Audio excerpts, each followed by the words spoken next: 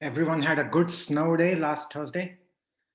I don't know why they canceled the online classes. I mean, I didn't mind it, but it didn't really snow much, at least not in Maryland. Okay, no questions? Okay, so what have we done so far? Not a lot if you think about it, but actually quite a lot. We have introduced the framework to do powerful things. Hopefully, you got a flavor of that in the last homework. You could actually solve practical problems. Last homework, I will try to release uh, a full solution. Yeah, and if by the way, for homeworks, my policy is that if you're very busy, you're overwhelmed, please ask for extension before the homework. And it's simply not fair to your classmates to be not asking for extension and then submitting it 8 days later. That happened in the first homework. So I gave the student 50 on 100, but next time onwards I won't be doing that. I'm willing to give you a day extension or so if I know COVID is hard on everyone, including me and on you. And so yeah, so to the student who just sent me a message on Slack without taking names, yes, it's okay. You can send it to me by the end of the day, but please don't misuse the policy because your classmates are also trying. Most of you have submitted. So if you need an extension, ask me. If it's a medical reason, then of course, but even otherwise, I will be generous as long as you ask me beforehand. Okay, great. So what we have done so far, we started our studies of StatMech by talking about an isolated system where number, volume, energy are fixed. Number is fixed because nothing can enter or exit the system. Volume is fixed because the system cannot fluctuate in space. Energy is fixed because the system cannot exchange heat with its surroundings.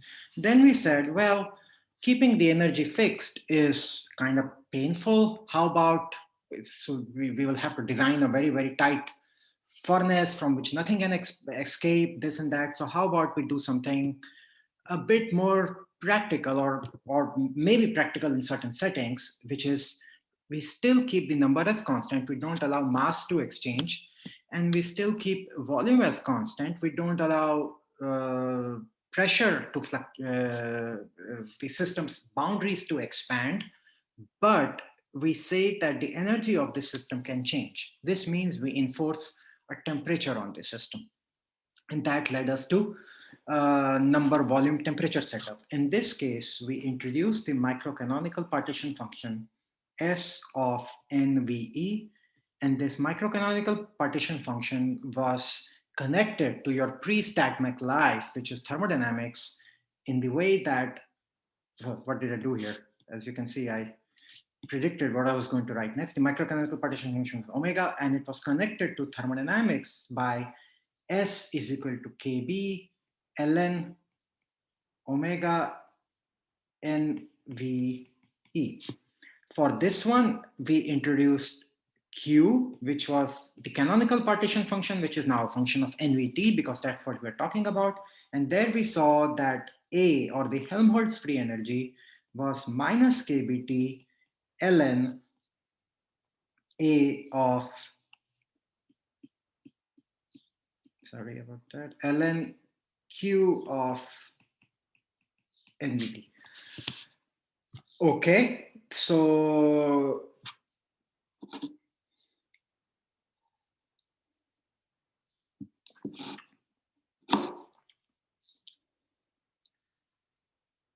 the third question now is, well, what if it's not just the energy? We also allow mass from the system to exchange. We keep constant volume.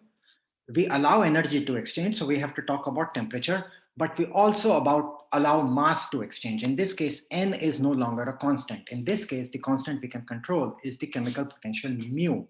And that's what we are going to talk about today. This will lead to something called the grand canonical ensemble. It's called grand. I don't think there is anything particularly grand about it, but it's just the way it is. And in this one, what we are thinking about is a system with a certain number of n states in a given microstate, certain amount of energy E in that microstate, And together, this is embedded in a bath where energy can exchange with the bath. But not just that, a better way to draw it is to say that it's perforated. Mass can also exchange. So earlier, what did we had? So this is our grand canonical. And last time what we did was to think of a system where only energy could exchange, right? So the energy could exchange with the bath. But in both cases, we, like last time, we considered the full thing, the system plus bath, as compromising an isolated system. And today also we consider that system plus bath is an isolated system. So that's our framework. And we want to figure out, so what do we want to figure out? When we did canonical ensemble, this was our canonical ensemble, what was our main question? The main question was, what is the probability of finding a given microstate with energy E nu? And we found that this probability is proportional to e to the power minus beta E nu. And we then said that the proportionality constant is given by 1 over q e to the power minus beta E nu, where q, since P nu needs to be normalized, is defined as going to all microstate and doing e to the power minus beta E nu. Today, and I will give you the answer of what we are going to do next before we go around deriving it. It's not too hard, the derivation, especially given the way we did it. The answer is going to be P nu is proportional to e to the power minus beta E nu. That looks just like the canonical ensemble, but we are going to have a second term, which is going to look mu n nu, because a given microstate is now not just defined by how its energy is fluctuating, we are also allowing the number to be fluctuating, right? The proportionality constant in this case will be called Z, 1 over Z. And if you want to write it exactly, not just in terms of the proportionality constant, this will become E nu minus mu n nu. And this Z is defined as summing over all microstates e to the power minus beta E nu minus mu n nu. Now, what is Z a function of? Here, Q was a function of NVT, and that led to A giving us minus, the connection to thermodynamics was through A. A is equal to minus KBT ln Q of NVT. So for those of you who are joining late, I went on a mini rant about homeworks being late and this and that and not being disrespectful to your classmates, blah, blah, blah. The homeworks are still open today. I will be accepting submissions till tonight and then I will close it. But I just want to make a point that for future homeworks, if you are panicking due to whatever else, COVID, state of the world, and you need an extension, please email me beforehand and I'm happy to discuss case by case what's going on, small amounts of extension if it's reasonable. But otherwise, you cannot just show up a week after the homework and say, here's my homework. That's not fair to anyone. So today, no questions asked. I'm giving an extension to everyone till end of the night. Let's make it tomorrow morning. Okay, you have till tomorrow morning. You can upload it tomorrow morning. Take your time. No, you don't need to respond to me for it. Today, everyone gets an extension till tomorrow morning. Next homework on, I won't be doing that. So now this Z is a function of mu Vt. And before we go around deriving, I want you to think about what would be the thermodynamic equivalent of Z. For A, for Q, for the canonical ensemble, we were able to guess what would be the thermodynamic state function by looking at NVT and by using our superior knowledge of thermodynamics, where we knew that NVT are the natural variables for Helmholtz energy. That's the state function whose natural variables are NVT. Does anyone know what state function has mu Vt as its natural variables? So if we were to write down minus kBt z of mu Vt, what state function, if any, would we get? Does anyone know top of their heads?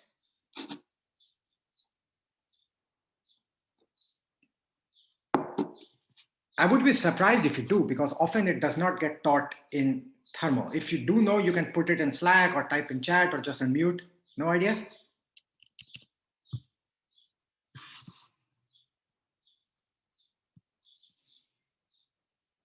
It's omega G. It's called the Grant potential.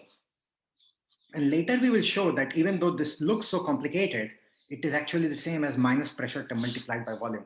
Omega G is nothing but pressure multiplied by volume. We will be doing all that. So today our task is to go through this list that I wrote in the box over here. Think about this system where both N nu, where both N and E can fluctuate by being in exchange with a bath, and work on it in order to derive these things. So the approach we take here is very similar to what we did for the canonical ensemble. Once again, our best friend is going to be Taylor series or a Taylor expansion. Professor, I have a question. Please. So, so for microcanonical, we are looking at S. For canonical, we are looking at A, and equivalently, we'll be looking at the Grant potential here. Grant potential, omega G. Yeah. Thanks. That's just a flavor for the things to follow. You know, it's like in TV shows, sometimes they do. At the end of the show, you will find out that the murderer is so and so. No, they don't tell you the murderer. They give you a glimpse of what's going to happen at the end, right? So I haven't proved it yet. I'm going to prove it, and I will show how it comes out. For now, our first thing to prove is this P nu proportional to e to the power minus beta nu. How do we do that? So our starting state is once again to use the Taylor series, but now it will be Taylor series in two variables. Last time when we did canonical function, the only thing we had to worry about was exchange of energy. Now we need to worry about exchange of mass as well. So again, we will think about the system, and I might not always draw this box as a perforated box, but you get the idea. It has n nu number of particles and it has e nu number of particles. However, I am going to draw carefully is that the whole thing is isolated. So if the whole thing is isolated, we can say the whole thing has number n and energy E. Volume, we are not allowing to fluctuate. Once you go through Grant canonical ensemble, the next step, of course, could be think about mu PT ensemble, right? That would be even more general, where you allow number to exchange, volume to exchange, boundaries to move, and energy to exchange. That would be super generic. We are not going to do that. We'll stop at mu PT. Maybe I will give mu PT as a homework exercise, but it's the same thing. If canonical is clear to you, then Grant canonical will also be very clear. And after this, you can play with as many ensembles as you wish.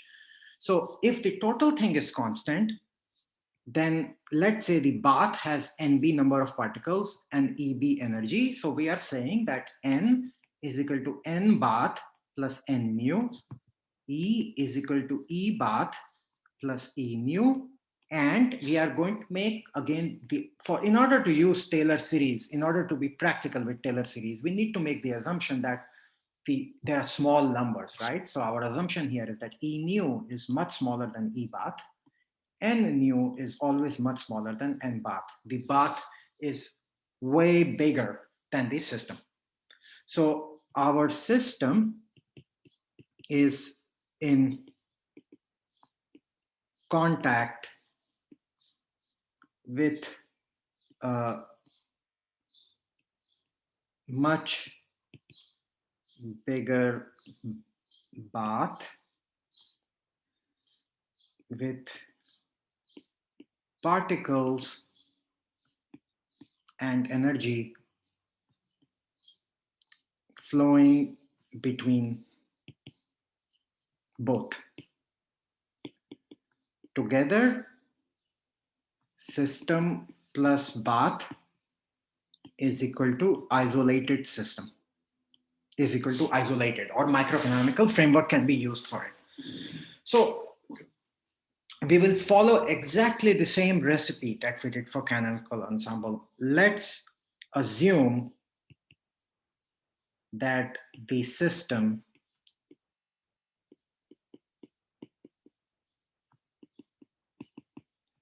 is in state nu, some microstate nu. So how do we characterize a microstate now? In order to characterize microstate, we have to write down the energy E nu and number N nu. And we want to find out what is the probability distribution over these two things. So remember last time we made a table where we said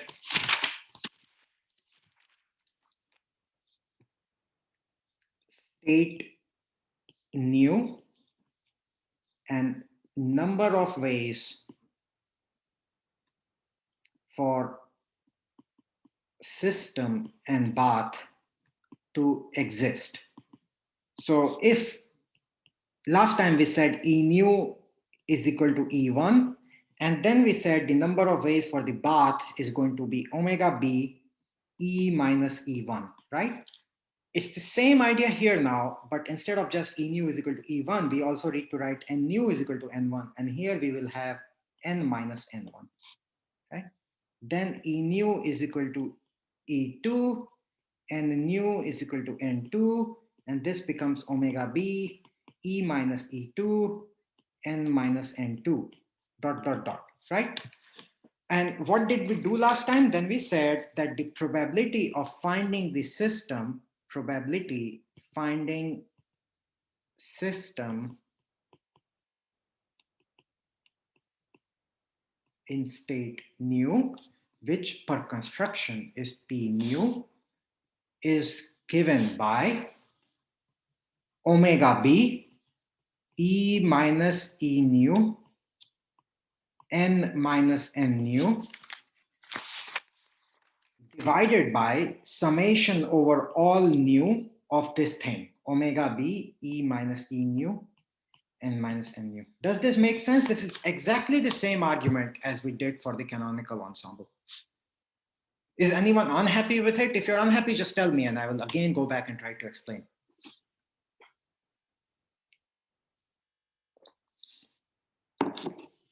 Okay, so I assume silence is happiness. It's typically not a good rule in life, but I will assume for now. So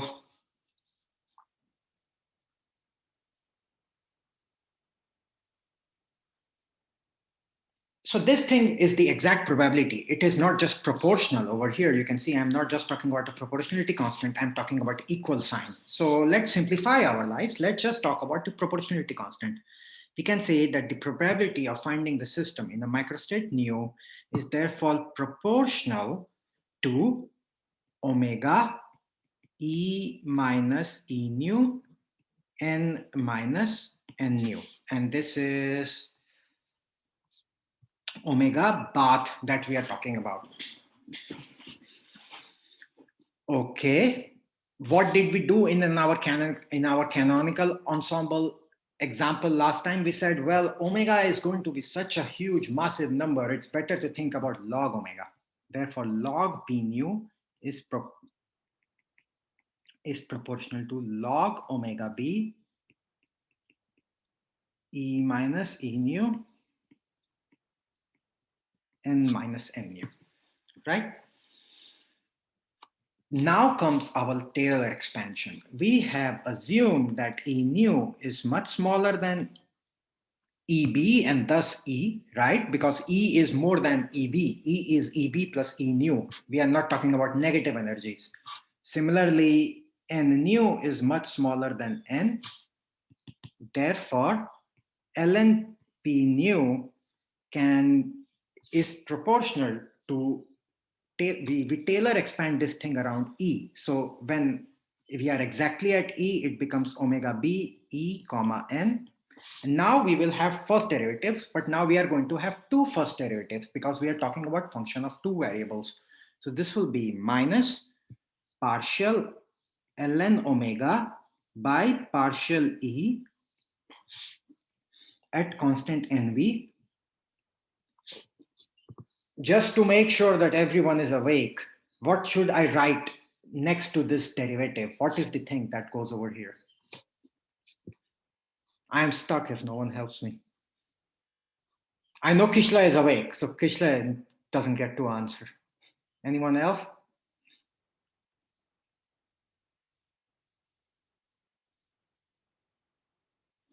I'm stuck, help me. Don't we differentiate it with respect to n? Okay, so that will be the second. Oh, great, I got Jessica now. Wonderful, thanks, Jessica. Now,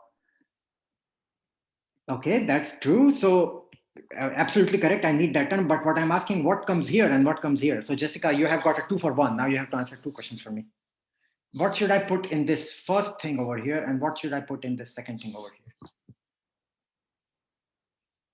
So this comes from like the product rule.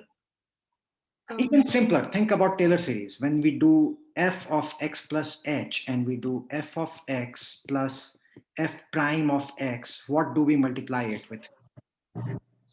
E minus E nu or something? Do we really need e minus e nu, or we need something simpler? What is the equivalent? We multiply by h here, correct? Is that clear, Jessica? Right, yeah. Delta E. So what if h? That is the E nu. E nu, exactly. For this one, it's e nu. This one is n nu. So that's why Right, I StatMech is easy, but you know,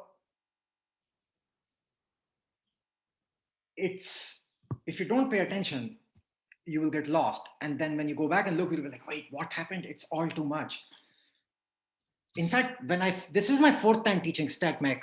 The first time I taught it, when I took it in grad school, there was a professor who would teach the whole thing without any notes, the whole semester. And when I first taught it, I was terrified. I was like, how can anyone do that? But now my 4th time, I'm actually seeing that I can do it without notes. It gets in. I mean, you won't be taking StatMech hopefully for the 4th time in your careers. Maybe you will become, some of you will become professors and will be teaching it, and you will see it becomes quite intuitive. Especially if you understand canonical ensemble, deriving grand canonical there is no need for notes. It's the same thing. Okay, so hopefully this is clear that E nu is the small thing. So we multiply by E nu. Isn't it E nu minus E? No, so again, good question, Nathan. So we are talking about f of x plus h is equal to f of x plus f prime of x multiplied by h. Do you multiply by x plus h, or do you multiply by h? H. So the equivalent of h here, the difference is E nu. Okay. E minus E nu is a huge number, remember. Okay? Yeah. E minus E nu is a huge number. E nu is the small number. So the trick here is that you always multiply with the small thing. What's the small thing? The small thing is E nu. Great. I guess it was the confusion because of the way we define what's on the x plus h, or like x minus x naught or something like that. Sure. Yeah. If you get the idea, that was to give you intuition. Okay. If you really want to be rigorous there, what I'm saying is f of x minus h is equal to f of x minus f prime of x multiplied by h. Okay? That's what we are talking about. But we have a second variable here, so we have to think about the second. And we are going to ignore the double derivatives. We are just going to stop at the first derivative. So what can we say now? ln p nu is proportional to, this thing is constant, right? It has no dependence on any microstate. This thing over here is a constant. Let's call it constant C0. I don't want to use red for that. Just use black. Let's call it some constant C0. I don't care what it is. It's just some constant. This term inside bracket, have we seen it before? And again, if you want to be careful, this is ln omega b. And we should be careful. This is ln omega b. Have we seen ln omega b by partial ln omega b by partial e? That's temperature, right? 1 over temperature. So this term is minus 1 over temperature multiplied by E nu. How about this one though? Have we seen this one before? If you can tell me what this one is, then you are really paying attention in this class and you deserve all the participation points. Anyone remembers what that one is? We have derived it in class. The beta negative chemical potential. Oh, great. Yes, you are paying attention, Nathan. Good job. So exactly. So, and how did we do that? Go back to our integrated. I will remind you all of how we did this with a green arrow.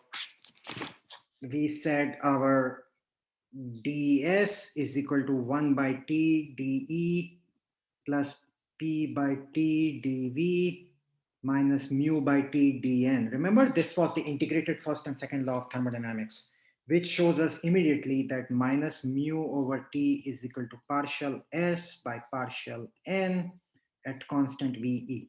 And from that, we know what is S. S is ln omega, right? Great, thanks. Good. So this is C naught minus E nu by T plus mu over T n nu. And suddenly we have glimpses of the equation that we were trying to derive. Now we can say, therefore,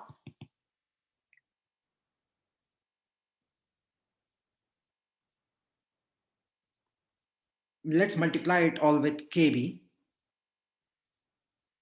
ln P nu, and we can, it's just proportionality, right? So I multiply the right side, everything with KB. So this becomes some constant C1.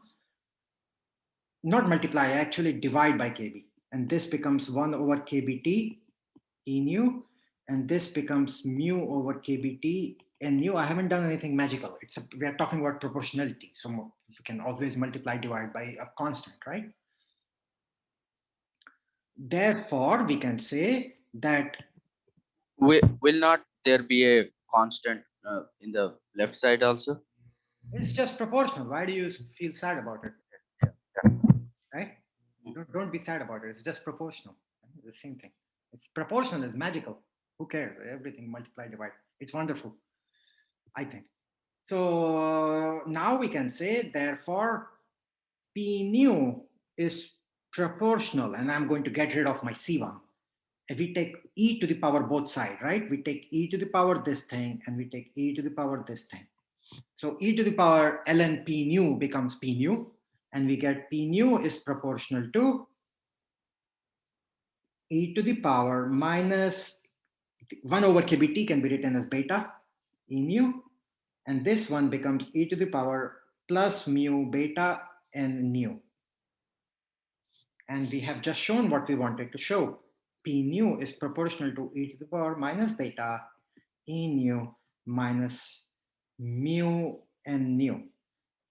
And now we define our proportionality constant. We don't have to worry about C naught, C1, beta, whatever. This proportional constant takes care of everything, since we expect, I mean, clearly you can see that this P nu is always going to be more than equal to 0 because it's exponential of something. So we don't have to worry about that.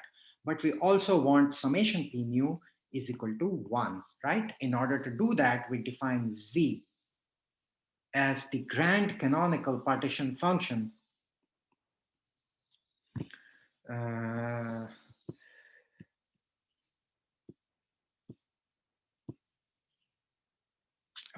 yeah, it was Neha who liked partition function. Neha should be very happy now. This is the grand partition function, very important. It's got grand in its name. Grand canonical partition function Z of mu Vt is defined as summation over all microstates e to the power minus beta E nu minus mu and mu. We haven't yet shown the link of this grand canonical partition function with thermodynamics. We will do that in the remaining of this class, but we have indeed shown what is the probability distribution in the grand canonical partition function.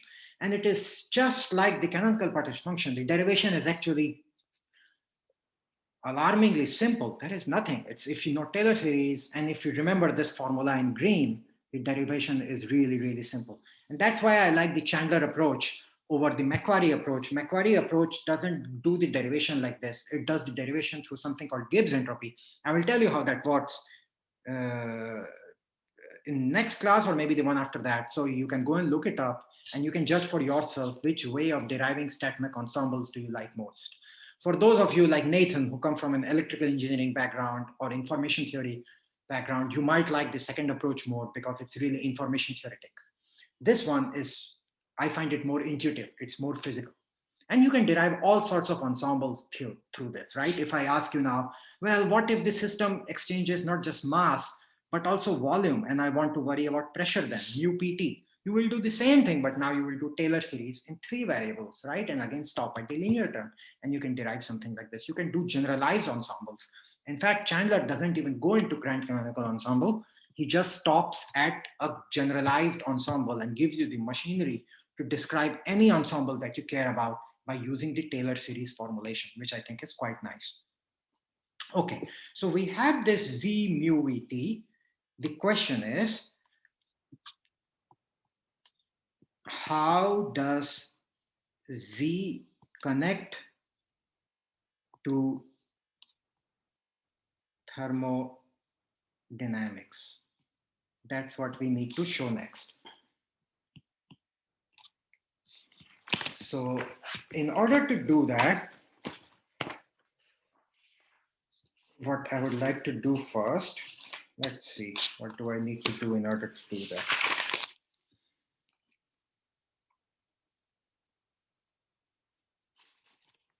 In order to do that, we will again take the same approach as we did for canonical ensemble. Similar to canonical ensemble,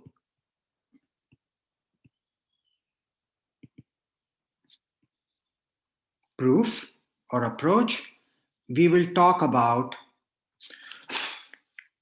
the average entropy of the system. Let's first try to calculate the average entropy of the system. And once we do this, it falls out immediately as to what is the connection of Z with thermodynamics. So how do we define the average entropy of the system?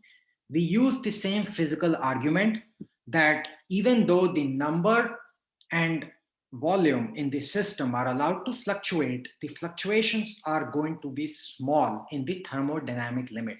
So we can write down S bar is equal to minus KB ln probability of E bar and N bar. We can use the microcanonical formula. Here we assume that in thermodynamic limit, even though we allow N to fluctuate, it is equal to some mean value N bar, and E is equal to some mean value E bar. The mean value dominates. Remember how we proved it for canonical ensemble last time? We went and calculated the fluctuation in energy, and we showed that the standard deviation of the energy with respect to mean energy goes to 0. So for canonical ensemble, we showed that standard deviation in energy divided by mean energy is proportional to 1 over square root of N. Remember? We will show something here today later that standard deviation of N divided by mean N is also again proportional to 1 over square root of N. And that's how we will justify this. In a moment, we will come back and justify this. But if that is true, if indeed the noise can be neglected, and most of the time, in spite of fluctuations, the system is close to its mean value, then we can use the microcanonical formula and our life will be simpler. So we can, because microcanonical ensemble formula directly allows us to calculate the entropy using the log formula. So let's call it equation number 5. So for those of you paying attention, remember equation 5 really follows from S is equal to plus KB ln omega. And on top of that, we say that P is equal to 1 over omega, right? That's why we get the minus sign, if you are puzzled about the minus sign up front. Exactly how we did for canonical ensemble. So equation 5 can then be, implies that S bar is equal to minus KB. So we use microcanonical, but now we go back to our formula that we derived for P. So we are completely mirroring the argument for the canonical ensemble. What is the formula we derived for P? That is in equation number 3. Using equation 3 and 4, we get P is equal to e to the power minus beta E bar minus mu N bar divided by Z, right? That's our formula for P. We just derived it. If we spell it out, this becomes plus KB ln Z plus KB beta multiplied by E bar minus mu N bar, right? Because this log, when it acts on the E, it negates each other. The log of E is 1. So we are left with S bar is equal to plus KB ln Z plus KB beta E minus mu n bar. Therefore, S bar is equal to KB ln Z, and let's write down KB multiplied by beta. What is beta? Beta is 1 over KBT. Something is happening now. We are suddenly starting to see thermodynamics coming out. Or S bar is equal to KB ln Z plus E bar by T minus mu n bar by T. Therefore, Ts bar is equal to KBT ln Z plus E bar minus mu n bar, or KBT ln Z is equal to, or minus KBT ln Z is equal to E bar minus Ts bar minus mu n bar. And we have our thermodynamic connection. And the grand potential in thermodynamics, for those of you who don't remember, is defined exactly this way: E minus Ts minus mu n.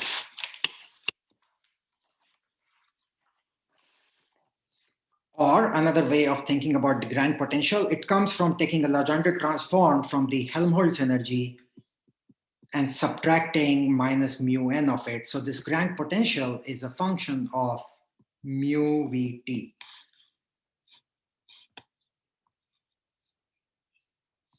Therefore, equation 6 shows that minus KBT ln Z, no, what did I write here? Equation 6 shows that omega G is equal to minus KBT ln Z mu Vt.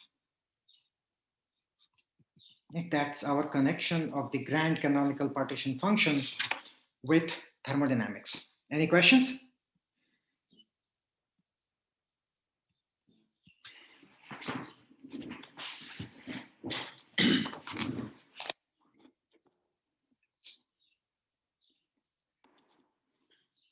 Okay. Oh, wait, so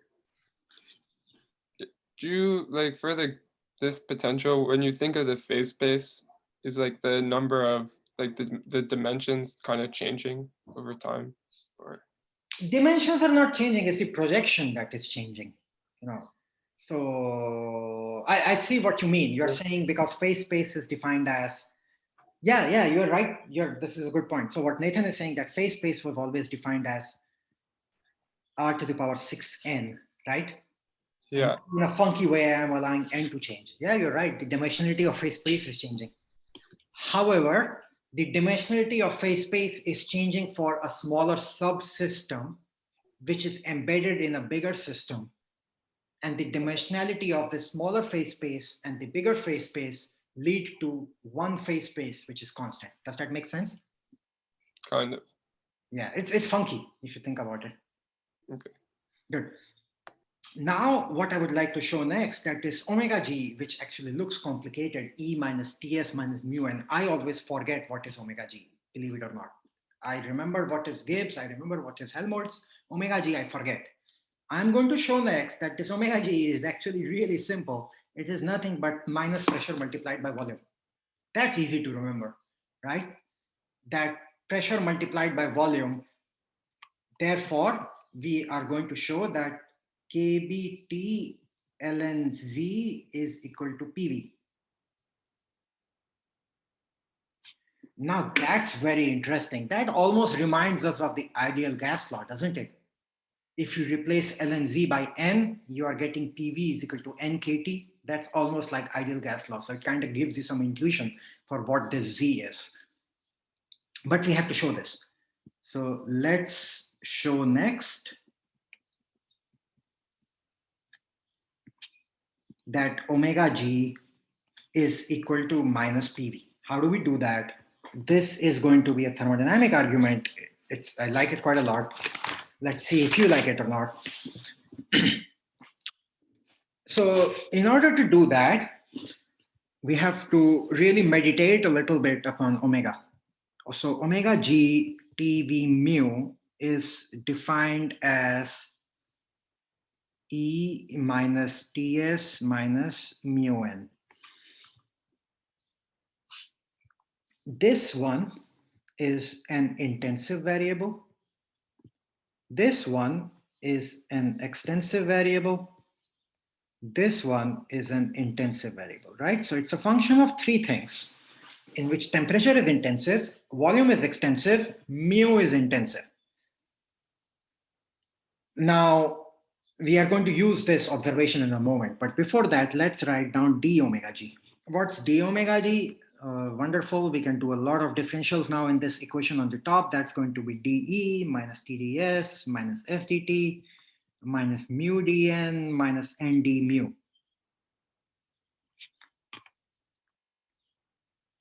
Okay, that looks like we went nowhere. But now we can use, like I said, in any time in thermodynamics, you get confused, use the integrated first and second law of thermodynamics. It's just like, it's like when you are playing, what's that game in which things are falling from Tetris. Have you played Tetris and all of a sudden something comes and the whole like 10 blocks go away? Jessica is smiling. She seems like a big Tetris fan, maybe. I used to love Tetris when I was younger. So it's this integrated first and second law is like Tetris. It just clears up so many things magically. So what's integrated first and second law? We take our dE and we write it as TdS minus PdV minus mu dN. And now we have all this other garbage, which is minus TdS, minus SDT, minus mu dN, minus nd mu. I recommend that go and do this Tetris move on your own at home. So it's very, very clear to you that there is nothing. I didn't do any trickery over here. So now we can see that TdS and TdS cancel out. Minus mu dN. No, I think I did a bit.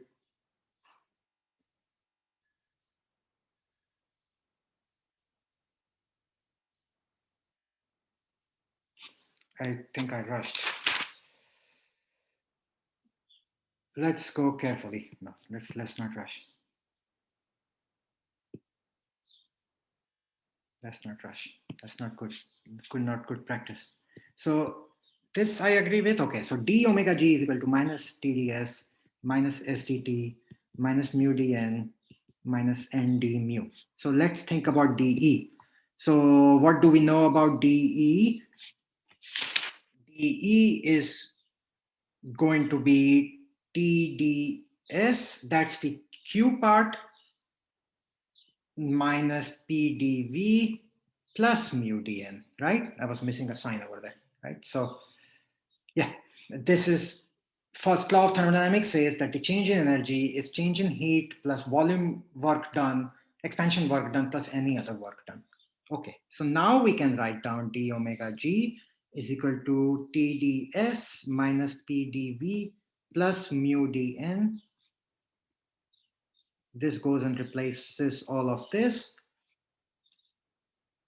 Minus, yeah, the Tetris move was not happening, so we have to be careful. Minus nd mu. And now we can see that, hopefully it will work out this time.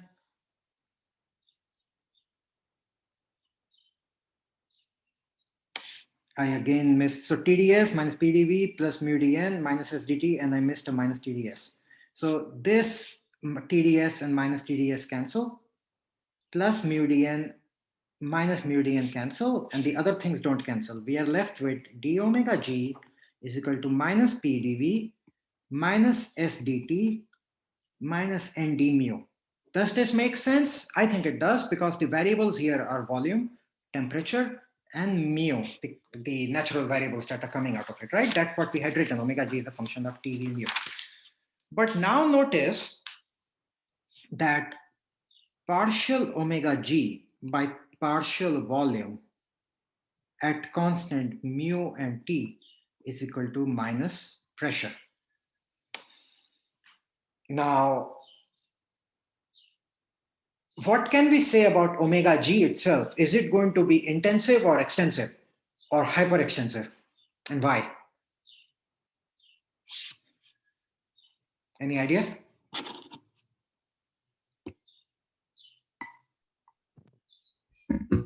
mu g probably is extensive because it has a like E dependency. Now focus on this equation and then try to remove your doubt, try to remove your probably and give me a certain answer. What do you think now? Intensive or extensive? I'm giving you the hint. Given this relation, is omega g intensive or extensive? Has to be extensive. Has to be, right? No probably. 100% certain? I hope you're 100% certain now. It's like those game shows where they say, are you certain of your answer? Can I lock it now? So I will lock it because this is extensive. TS is extensive. Mu n is extensive, right? S is extensive. Temperature is intensive. Intensive multiplied by extensive is extensive. So omega g is extensive. So omega g is equal to E minus TS minus mu n is extensive. Where am I going with all this?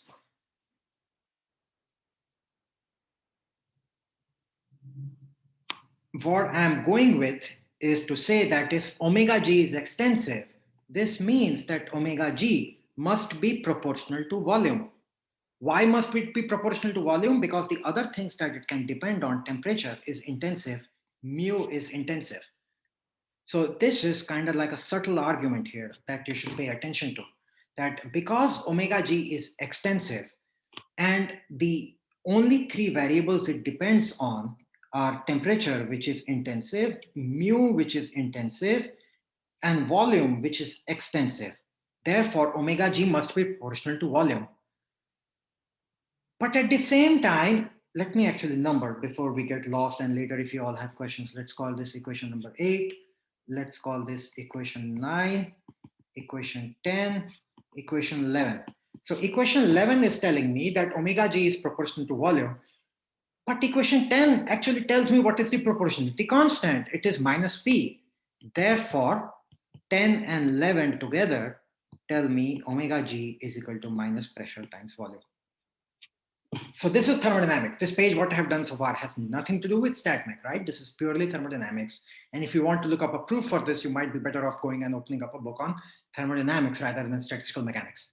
But given this,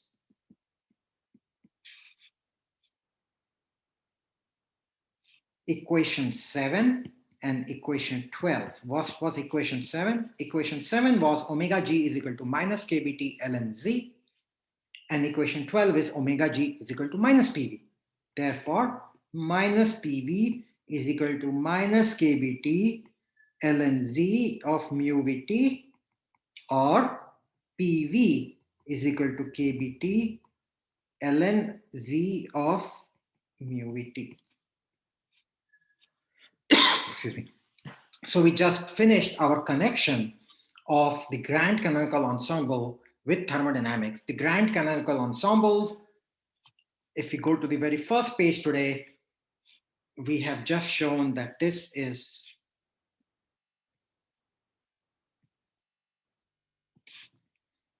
z of mu Vt is the grand canonical partition function, and its connection with thermodynamics is omega g, which is minus kBT ln z of mu Vt, and this omega g also happens to be equal to minus PV, which simplifies our life. So we have completed our connection of grand canonical ensemble with thermodynamics. Any questions about this?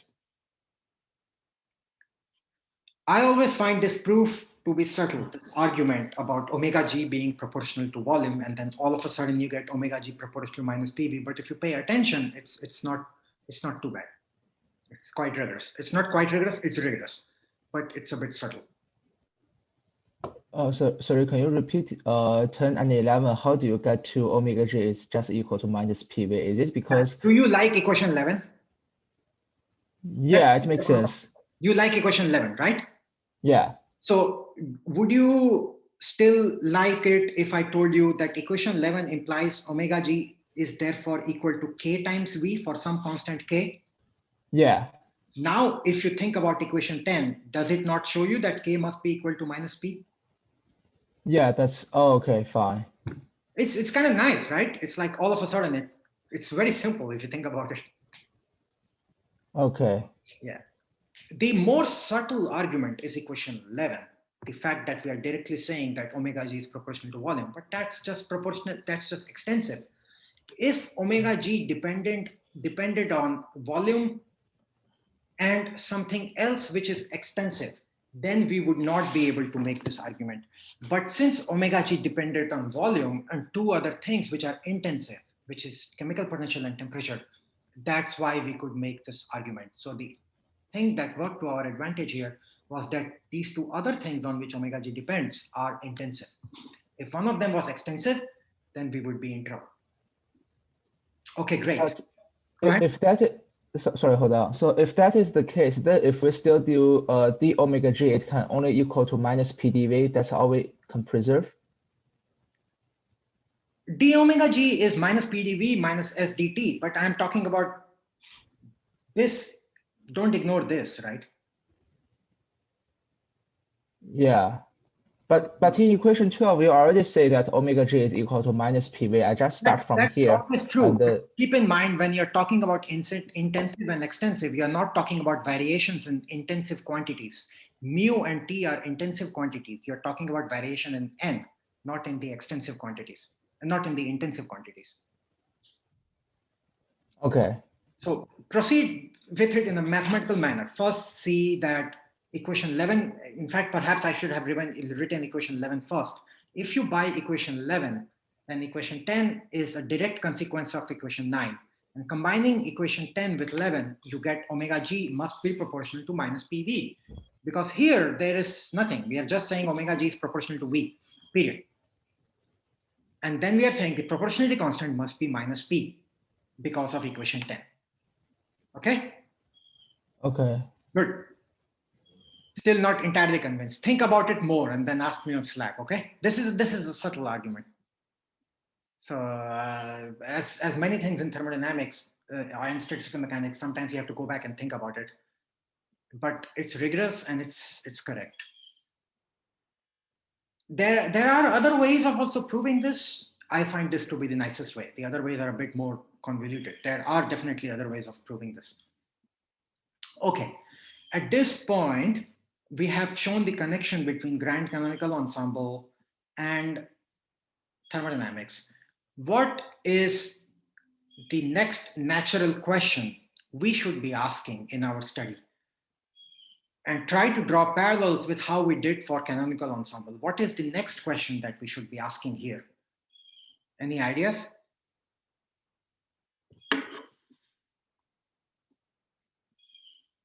So my question to you is, for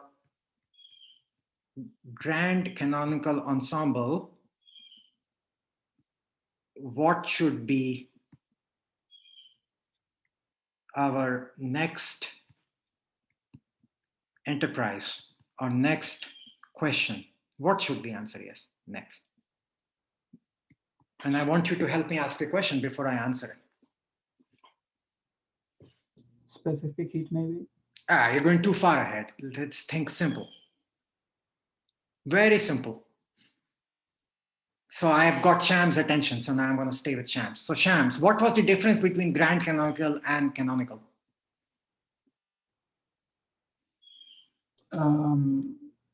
Grand canonical deals with changing particle number. Okay, so if you allow the particle number to change, wouldn't you first be tempted to ask what is the particle number on an average?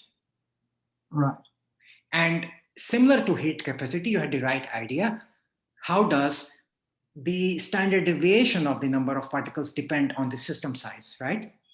Right, it was, as you mentioned, it's 1 over square root of n. Yeah, so we should think about n bar, and we should go and think about fluctuations in n bar. But before we go into fluctuations of n bar, we should also think about how we get other thermodynamics out of grand canonical ensemble. For example, we showed S bar,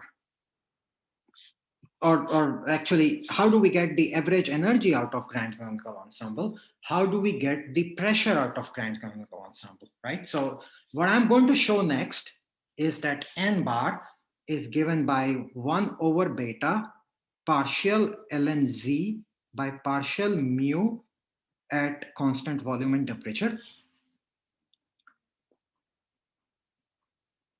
Or since we are using beta, let's call this part constant volume and beta.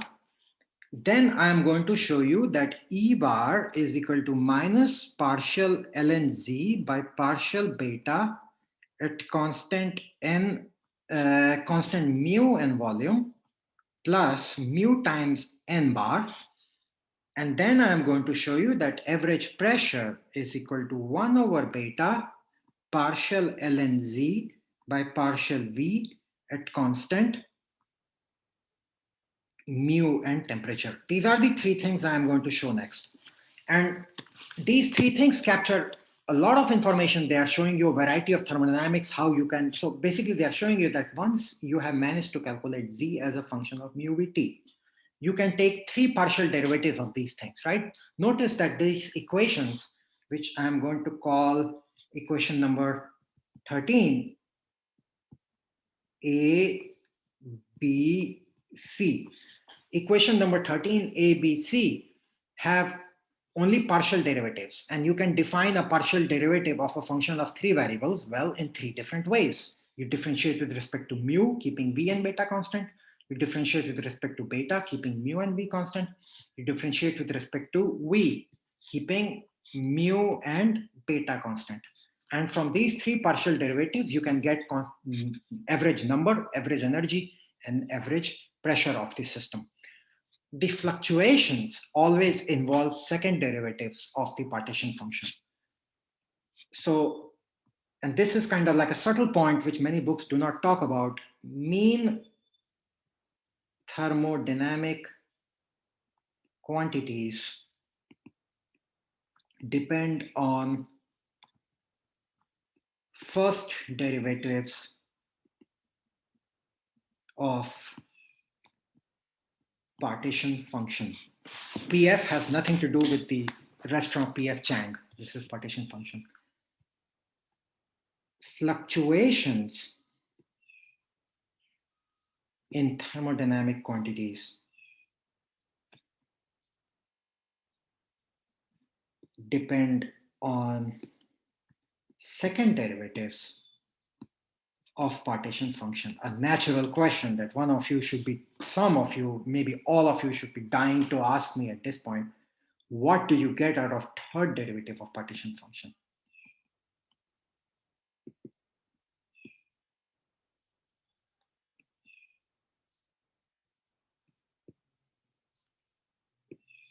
I leave this for you to figure out. We will probably revisit this at some point. What do we get out of third derivative? Is it something general, or is it just some special type of fluctuations? If you get an answer, you should post it on Slack and discuss with me. Okay, you can play around. Now you have the tools, just sit with a pen and paper. These days, we spend so much time online, stuck to Zoom, internet, this and that the ability to do something just on pen and paper is wonderful. So just sit with pen and paper and play around, try to get second derivatives and see, or third derivatives. And do you see if a general trend emerges? Is it telling you something special? So that might be fun for you. Okay, so today, in the remaining of the class, I'm going to derive, let's start with n bar. Let's see how far we get. I don't know if I can finish all of equation 13, but let's start with n bar. How do we do n bar? Remember our very first class, we spoke that the average of something is going to a given microstate, calculating the probability of that microstate, multiplying by the number, by the value of that thing in that microstate, right? But now we know what is P nu. We are very well equipped to do this. We can now say that we go to nu, and P nu is going to be given by e to the power minus beta E nu minus mu n nu divided by z multiplied by n nu. It's again one of those things where proceeding reverse is more useful, right? Or do we have to really, yeah, let's manipulate this. So what does this mean? This means this is equal to 1 over z n nu multiplied by e to the power minus beta e nu minus mu n nu. How do we get an n nu out of this? What do we differentiate it with respect to? So let's look at it again. Actually, let's go to next page so we can do it in detail. So I have just written that n bar is equal to 1 over z summation nu, and nu in that state multiplied by p nu. What is p nu? P nu is e to the power minus beta e nu, e to the power plus beta mu n nu, correct? So if you really focus on this thing, you will see that this is 1 over z partial nu partial with, let's see if I can do it in this manner, or I should proceed with respect to mu of e to the power minus beta e nu plus, multiplied by e to the power plus beta mu and nu, keeping, what are the two things I need to keep constant now? Keeping beta and V as constant. Volume is not an issue, but notice this is not entirely true, right? If I did this, this first term won't matter. There is no mu dependence over here. But when you differentiate this thing with respect to beta, this second term, with respect to mu, you won't just get a n nu, you will get a beta n nu, right? So what I need to do is to divide this thing by a beta. If I do beta divided by beta, this beta can be brought in here, and then this is correct, right? Now this can be further written as 1 over beta z. So the reason I'm doing it this way is because you don't have to always start from the backward direction. Backward direction is like training wheels. Seeing the answer and starting from there and showing it makes sense is like riding a bicycle with training wheels. Try to do it this way. It's a bit scary at first, but you will get confidence. So this is nu partial with respect to mu of e to the power minus beta e nu minus mu n nu. And now something happened. I can put the z inside. So this is 1 by beta partial z and partial 1 by beta 1 over z partial by partial mu of summation nu e to the power minus beta e nu minus mu n nu. What is this? This is just z, right? This is how we defined our z. So this is 1 over beta 1 over z partial by partial mu of z, or 1 over beta partial log z by partial mu, or n bar is equal to, which is equation 13a. Did we get the right thing? Yes, we got the right thing. Okay. So I'm going to stop here, but what I want you to do in full faith and honesty is to try to derive 13b and 13c on your own without looking up internet, any book, any notes. It's completely for your own intellectual pleasure. Try to do it. If you manage, you will feel really confident in what's going to follow in the rest of the semester. It will be a good exercise for you. Homeworks will feel much easier. Try to do 13b and 13c on your own. Next time I will walk through 13b and 13c on ourselves. And then next time I will show you that the standard deviation of n divided by the average value of n again follows 1 over square root of n formula. Try this also. So this is really, when they say don't try at home, I'm saying try this at home. Try to do this also. So this is kind of your exercise to get you ready for next class, which will be on Thursday. And I have given a default extension to everyone for homework till tomorrow morning. So tomorrow morning, depending on whenever I wake up, it might be 5 a.m. or 6 a.m. Tomorrow morning, I will, so you can assume, yeah, not until tomorrow morning, 5 a.m., you have till to submit the homework number 2, if you haven't done it already. Next time onwards, I'm not going to be so generous. If you think you're getting overwhelmed by work and you need an extension, please arrange it in advance. And unless you misuse this policy and do it every time, I'm willing to make exceptions. For medical reasons, of course, there will be exceptions, but otherwise also I'm willing to give you some leeway. But don't submit it without asking for extension beforehand, because that's just not nice to your classmates or to me. Any questions about this? So the next homework, I think, will be coming out either on Thursday or following Tuesday. It won't be later than that. It will be either this Thursday or Tuesday. And then soon we are also going to have a midterm. I will give you details of the midterm with at least 2 weeks to prepare. What is the format? Is it going to be closed time, open internet, whatever it is? I will tell you with at least 2 weeks warning, probably more than that. Otherwise, see you on Thursday. Oh, and there is a very interesting lecture today at 1:15 p.m. by Jim Setna from Cornell University regarding statistical mechanics and associated things. I will post a link on the class Slack channel. You might enjoy attending this lecture. He should be a very good speaker, so some of you might be interested. Okay, so see you on Thursday. May I have a quick question? Please. So for this grand canonical ensemble, so you want to be so number can fluctuate and also the energy can fluctuate. Do you have some kind of example of what kind of experiment design can achieve this? Oh, sure. A battery. Think about the electrons in a battery. Yes. They are moving in and out.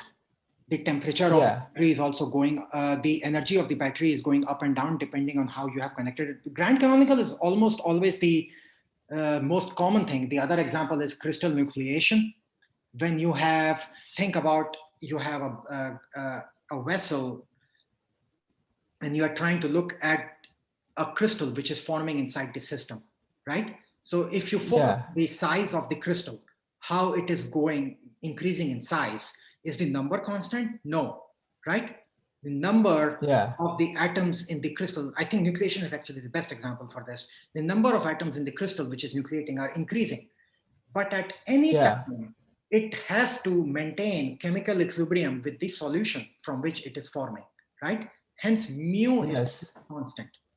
And in fact, this is a very good point for me to mention that that was the reason why we were able to change this omega B. When Nathan mentioned that this is chemical potential, we were able to say that chemical potential of the system is the same as the chemical potential of the bath.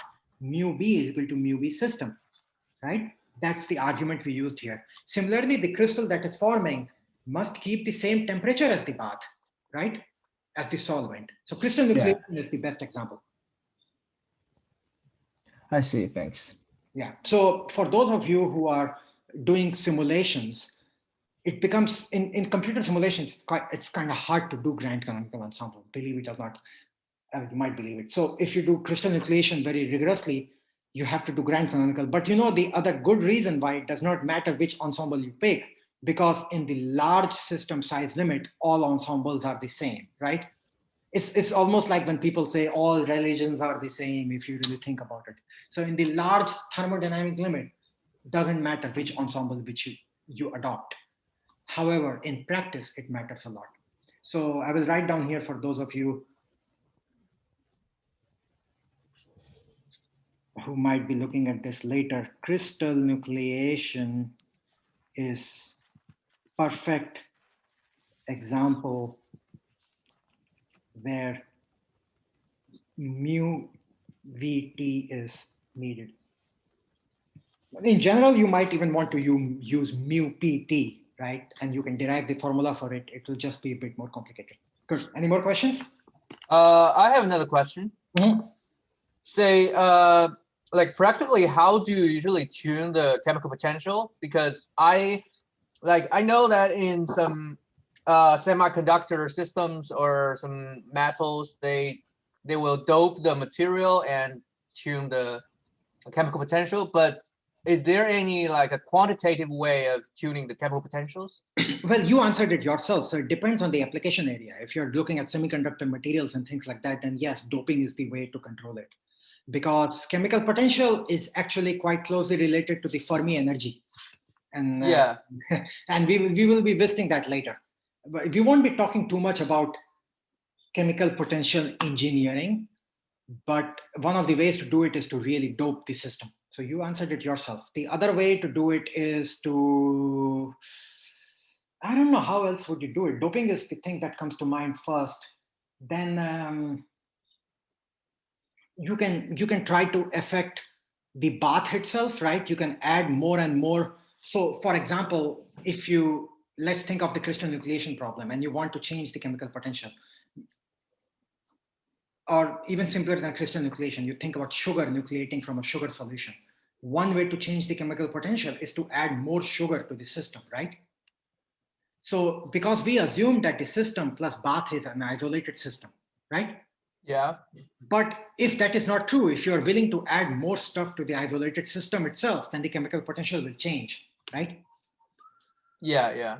And yet another way to change chemical potential is something in thermodynamics, which we have read, called Gibbs-Duhem equation. Remember that one? Yeah. I think there's identity of Yeah, if you go and look at that one, that will show you how to change the chemical potential itself. Okay, thanks. Okay, anything else?